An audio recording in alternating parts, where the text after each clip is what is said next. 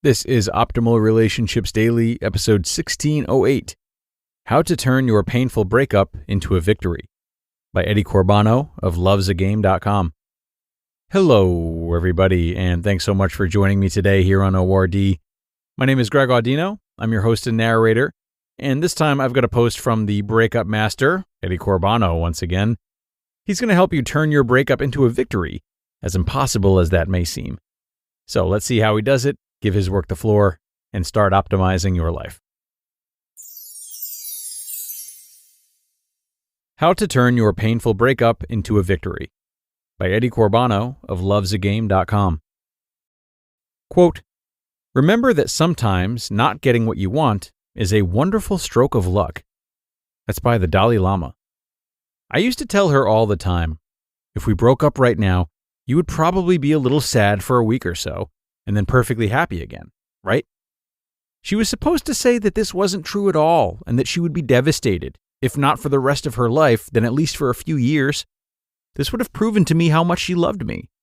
How stupid and insecure I was. As if the intensity and duration of suffering after a breakup were a measurement for the love you felt during the relationship. You suffer a lot means you have loved a lot. That is all kinds of wrong. The way you handle a breakup is absolutely no indication whether your love was real or not in the relationship. It is merely an indication of your self-awareness and self-control. If you cared about your partner, you will suffer. But the how and how long you suffer is within your control, even if it doesn't feel this way now.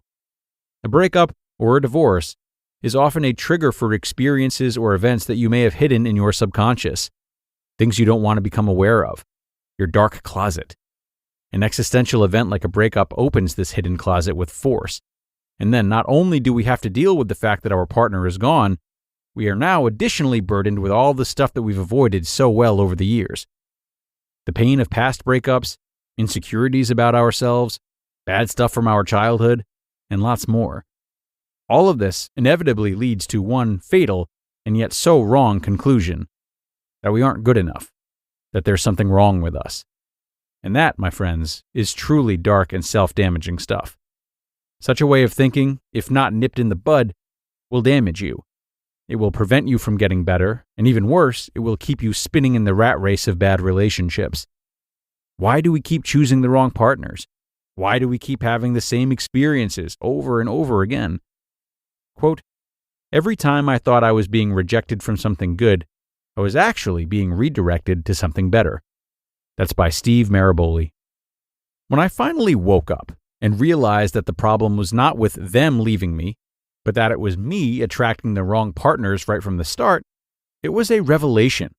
It forced me to take full responsibility for my life. Suddenly, it wasn't just bad luck in choosing partners, but a wrong mindset.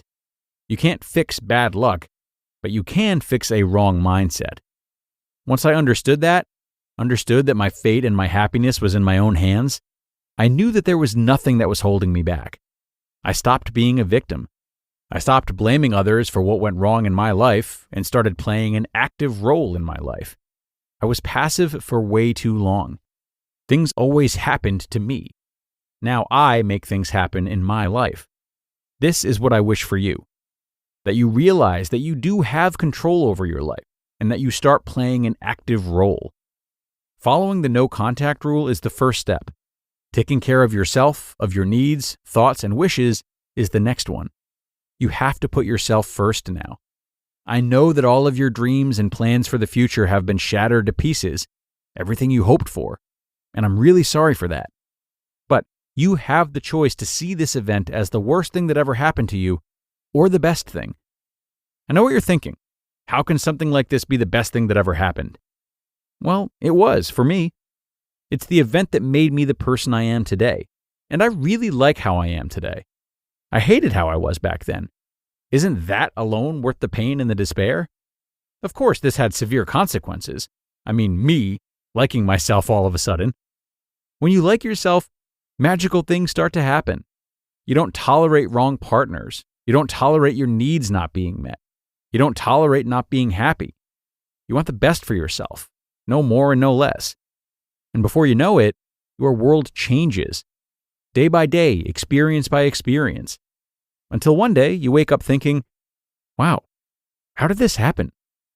It started to happen the one day that you altered your mindset, made change possible, and attracted new possibilities. It started to happen the day you refused to be a victim anymore and took control of your life. Who am I? What is in the dark closet? Ask that bravely. Face the consequences and play an active part in your life. That is how lasting change is made. Do you feel it? Do you feel that it's possible? Then start now. Not in an hour, not in a day, not next Monday. Today. You just listened to the post titled, How to Turn Your Painful Breakup into a Victory by Eddie Corbano of lovesagame.com. Okay, and a big thank you to Eddie for this post that I thought to be really empowering. I really love one of his notes from the beginning about how the degree to which we might grieve a breakup is not necessarily aligned with how true the love itself was. And this is such an important thought for us to keep with us. And it extends so far beyond breakups, doesn't it? It's so easy to fall into that cycle of self-shaming and devaluing ourselves when we judge ourselves for how we respond to certain events. But just know that it's a dangerous and winless game to try to calculate and justify the strength of our feelings. This is how we start to put rules on ourselves, and we try to put boundaries around what we're allowed to feel. Be mindful of this very bad and dangerous habit. And if you can, shift your focus towards how you're behaving, because there's a lot more control over that than the feelings themselves. And sometimes initiating the healthy behavior can lead us to much healthier feelings. So, with that, I'm going to wrap things up for today, everyone. Thanks a million for being here and for sharing this show with someone. I hope that you really enjoyed this episode. And do stay tuned for our weekly bonus episode 2, which is live now in the ORD feed, wherever you're listening to this. I'll see you there, where your optimal life awaits.